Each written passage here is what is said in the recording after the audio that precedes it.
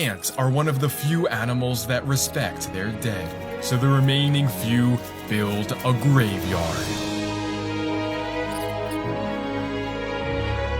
It is almost unbelievable.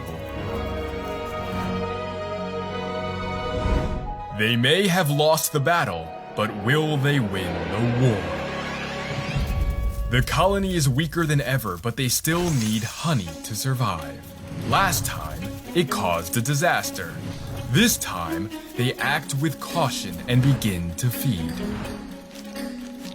You can even see their tongue as they drink up the honey.